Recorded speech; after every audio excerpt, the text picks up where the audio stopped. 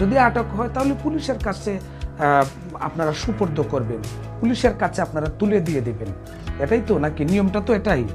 এটা যদি থাকতো তাহলে কিন্তু আপনার কাবিননামাটা মানুষ ফটোকপি করে ছোটো করে পকেটের মাঝে ঝুলাইয়ে রাখতো। আসসালামু আলাইকুম সম্মানিত দর্শক মণ্ডলী, যারা বাউল ইকরামউদ্দিন লাইভ পেজ এবং ইকরামউদ্দিন ইউটিউব চ্যানেলে আছেন, সবাইকে স্বাগতম জানাচ্ছি। আশা করছি সবাই ভালো আছেন এবং সুস্থ আছেন। যা নিয়ে কথা বলতে চাচ্ছি ইতিমধ্যে হয়তো আপনারা ডেসক্রিপশনে দেখতেই পাচ্ছেন। আশা করছি আপনাদের সুপরামর্শ এবং আপনাদের মন্তব্য আপনারা প্রকাশ করবেন আমার সম্পূর্ণ কথাগুলি শোনার পর, সম্পূর্ণ ভিডিওটা শোনার পর, বা আমার কথার ভিতরে কেমন ধরনের যুক্তি আছে কি আছে না, এই ধরনের বিবেক বিবেচনা করে কিন্তু আপনারা কমেন্ট করবেন। আমি এই কথাগুলি বলতাম না বা এমনভাবে প্রস্তুত ছিলাম না। আল্লামা মামুনুল হক সাহেবের ভিডিওটা দেখার জন্য এমন ধরনের কোনো প্রস্তুতি আমার ছিল না, বা আমি বুঝতে পারি নাই, যে জানতামই না বা ভাবি নাই যে কোনো সময় যে ওনার সাথে কীরকম ব্যবহারটা করা হয়েছে বা হবে। আমি অনেক ফেসবুক আইডি আমার ইনবক্সে অনেকটা ওনারা পুশ করেন প্রথম অবস্থায় ভিডিও গতকালকে। তো যখন দেখি গতকালকে এই জিনিসটা দেখার পর মানে মনে হচ্ছিল যে ওই সময় একটা কোনো কিছু ওনার সাথে ঘটছে বা হতে যাচ্ছে, একটা ফলস এক ধরনের কোনো কিছু আমি প্রথম অবস্থায় জিনিসগুলো ভাবলাম। তো এভাবে ভিডিও যখন ফেসবুকে দেখার পরে যখন সংবাদকর্মীর এবং আপনার কি বলে নিউজ যখন দেখি, নিউজে হেডলাইন দেখতে পারলাম যে একজন নারী সহ সোনারগাঁও রিসোর্টে আল্লামা মামুনুল হক আটক জনতার হাতে, বা পুলিশে আটক করেছে, এই ধরনের হেডলাইন যখন দেখি তখন জিনিসটা আরও মানে কীরকম হয়ে যায়। একটা মনের ভেতরে মানে সন্দেহ জাগলো যে আসলে কি ওনার মতো মানুষ এই ধরনের কাজ করতে পারেন, বা মানে কোনো ধরনের কোনো ষড়যন্ত্র হচ্ছে কি না। ষড়যন্ত্র হচ্ছে এটা বলা যায়, কারণ হচ্ছে উনি এখন আপনার কি বলে একটা দল নিয়ে, আপনার একটা সমাজ নিয়ে বা মুসলমানদেরকে নিয়ে উনি বিভিন্ন ধরনের প্রতিবাদ করছেন, বিভিন্ন ধরনের সরকারের প্রতি কথাবার্তা বলছেন, হরতাল ডেকেছেন। যদিও হরতালের দায়ভার সরকার পক্ষ এবং অন্যান্য দল যারা আছেন এটা হেফাজতের উপরে দিয়েছেন, মামুনুল হক সাহেবের উপরে দিয়েছেন, বিভিন্ন ধরনের বিভিন্ন কিছু এরকম আরও কিন্তু বাংলাদেশে আমরা দেখেছি যারা ইসলামের পক্ষে কাজ করেছে, দেশের পক্ষে কাজ করেছে বা সত্য কথা বলেছে, তাদেরকে এভাবে দাবিয়ে রাখা হয়েছে।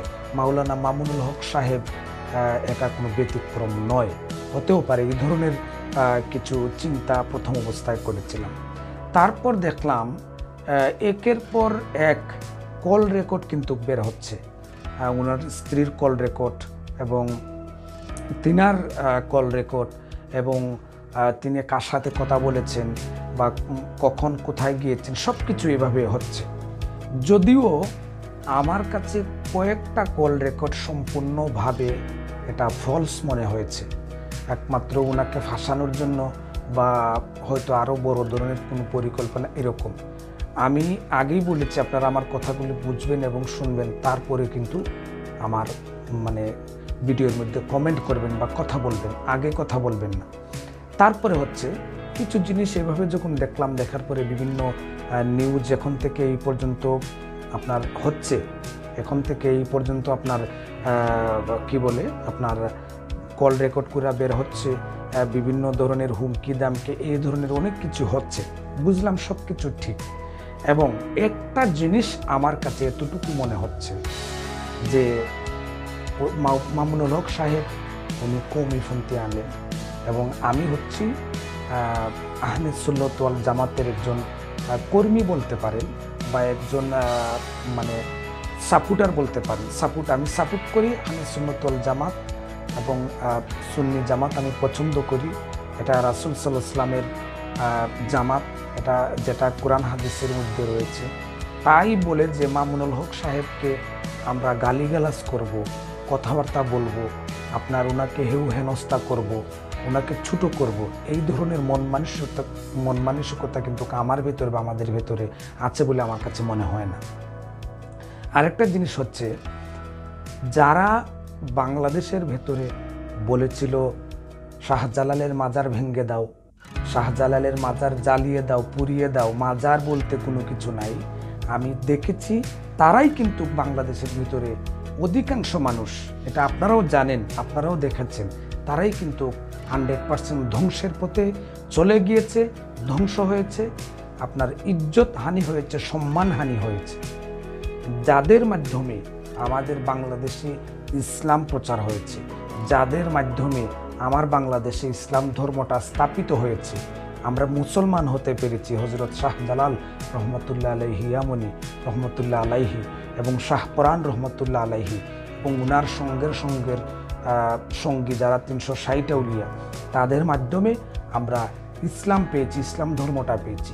সেই জায়গা থেকে কিন্তু অনেক আলেম উলামারা কিন্তু সরে এসে তাদের যে ব্যক্তিগত কায়েম, যেটা ব্যক্তিগত দ্বীনি প্রচার, যেটা তারা কিন্তু সেটাই প্রচার করেছেন। কেন প্রচার করলেন, কোন কারণে করেছেন এ কারণে আমার যতটুকু মনে হয়, আমার যতটুকু ব্যক্তিগত যুক্তি থেকে বলছি, যেমন ধরেন অনেক মাজার মঞ্জিলে কিন্তু শিরিকের কাজ হয়, আর এই শিরিকটা একমাত্র মানুষ করে আপনার আবেগের কারণে। আবেগ মানে যখন চলে আসে মানুষ অনেকটাই শিরিক করে দেয়, আর এই শিরিকটা করলে কিন্তু আল্লাহ পছন্দ করেন না, কোন সময় ক্ষমাও করেন না। এটা কিন্তু আলেম উলামারা অনেকজনের চোখের সামনে ঘটছে, চোখের সামনেই ওনারা দেখেছেন, চোখের সামনেই কিন্তু ওনাদের প্রচার হচ্ছে, যার কারণে ওনারা অনেক সময় মাজার মঞ্জিলকে ওনারা ব্যক্তিগতভাবে কটাক্ষ করেছেন, ব্যক্তিগতভাবে কথাবার্তা বলেছেন, ব্যক্তিগতভাবে হেনস্থা করেছেন, বলেছেন মাজারকে জ্বালিয়ে দাও, মাজারকে পুড়িয়ে দাও, মাজারকে ভেঙে ফেলে দাও।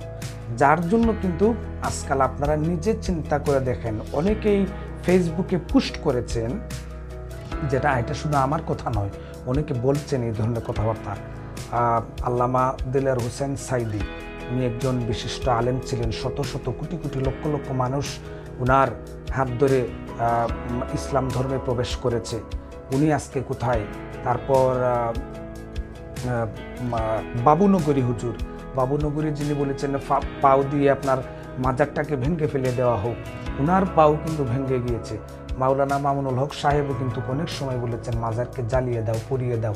তো এই ধরনের কথাবার্তা অনেকেই কিন্তু এটা এনে ফেসবুকে পোস্ট করছেন, ফেসবুকে লেখালেখি করছেন।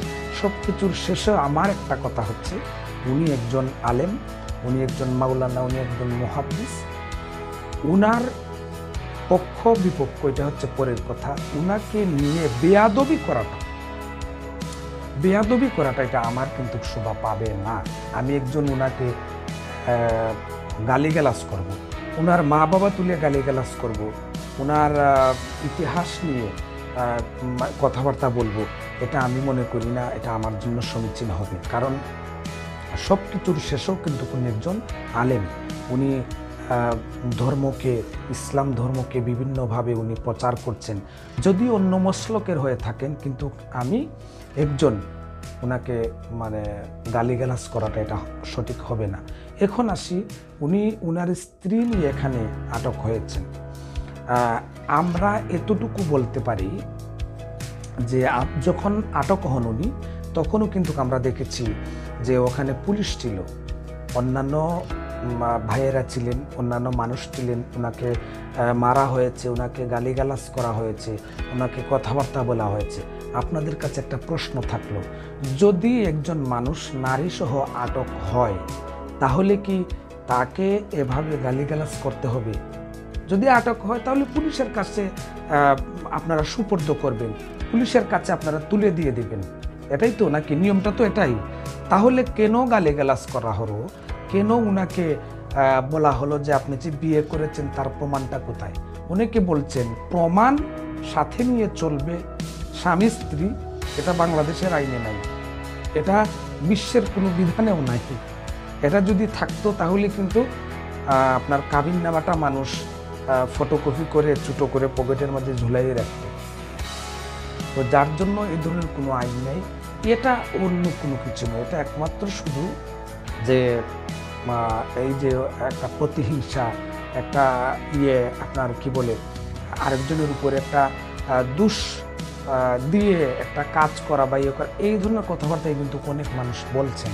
আমার ব্যক্তিগত অভিমত হচ্ছে, আপনারা যাই বলেন, আপনারা যত কিছু বলেন, দেখেন আমি কিন্তু আগেই বলেছি উনি কিন্তু আমার মসলকের নয়, উনি কৌমিপন্থী একজন আলেম। আমি সুন্নি জামাতের মতাদর্শ অনুসারী মানুষ। আমি যে মাওলানা মামুনুল হককে সাপোর্ট করবো এরকম কোনো কিছু নয়। কিন্তু আমি একটা কথাই বলছি আপনাদেরকে, যে আমি সর্বদিকটা দেখেই কিন্তু আমি বলছি যে উনি একজন আলেম। ওনাকে গালিগালাজ করাটা হয়তো একটু ভেবেচিন্তে করাটা খুবই আমাদের জন্য সমীচীন হবে। একজন আলেম হয়ে যদি জালেমের কাজ করে, তাহলেও আমরা একজনকে এভাবে গালিগালাজ করতে পারি না। আমি যতটুকু জানি কোরআন হাদিসে যাহা বলে, তাকে শাস্তি দেওয়া হোক, তাকে পাথর নিক্ষেপ করা হোক, পাথর নিক্ষেপ করে তাকে মারা হোক, এই ধরনের কার্যকলাপ কিন্তু কোরআন হাদিসের মধ্যে আছে। যে একজন মানুষ যদি তার কি বলে দর্শন করে, তাহলে তাকে এভাবে মারা যাবে। যেখানে দর্শনের কোনো অভিযোগ নেই বা এই ধরনের কোনো অভিযোগ নেই মাওলানা মামুনুল হক সাহেবের, তো যার কারণে হয়তো ওনাকে নিয়ে এভাবে কথাবার্তা বলাটা আমার ব্যক্তিগতভাবে, আমি যুক্তিগতভাবে আমি এটা দেখি না, ভালো পর্যায়ে দেখি না। তো যাই হোক, সম্মানিত শ্রোতামণ্ডলী, আপনারা যারা আমার এই ভিডিওটা দেখলেন, অনেক ধন্যবাদ আপনাদেরকে। আমার অভিমতটা আমি প্রকাশ করলাম, কারণ হচ্ছে এখানে অনেকজন আমাকে এই ভিডিওটা পোস্ট করছেন, আর আমি এই ধরনের ভিডিও থেকে কিন্তু অনেক দিন যাবৎ বিরত আছি। আপনারা দেখবেন অবশ্যই আমার এই ফেসবুকের মধ্যে বা ইউটিউবের মধ্যে। তো বিরত থাকার কারণে কিন্তু আজকে যেমন একটা বিষয়টা কেমন হচ্ছে, তবু আমি বিরত থাকতে পারিনি, যার জন্য আমার এই ভিডিওটা করা। ত্রুটি হতে পারে, অবশ্যই ক্ষমা করবেন। আমার ব্যক্তিগত অভিমত আমি প্রকাশ করলাম। তার আগ পর্যন্ত আপনারা ভালো থাকুন, সুস্থ থাকুন। অনেক কিছু বলার ছিল, যদি 1 ঘন্টাও বলি তাহলে শেষ হবে না। যুক্তি তর্ক যদি আপনাদেরকে দেখাই, শেষ হবে না। কিন্তু এত লম্বা করে লাভ নেই, এত লম্বা ভিডিও বানানোটাও ঠিক হয় না, মানুষে অনেকজনে দেখে না, যার জন্য আমি ছোটোভাবে বলার এবং প্রকাশ করার চেষ্টা করলাম। ভালো থাকুন, সুস্থ থাকুন। আসসালামু আলাইকুম ওয়া রাহমাতুল্লাহ।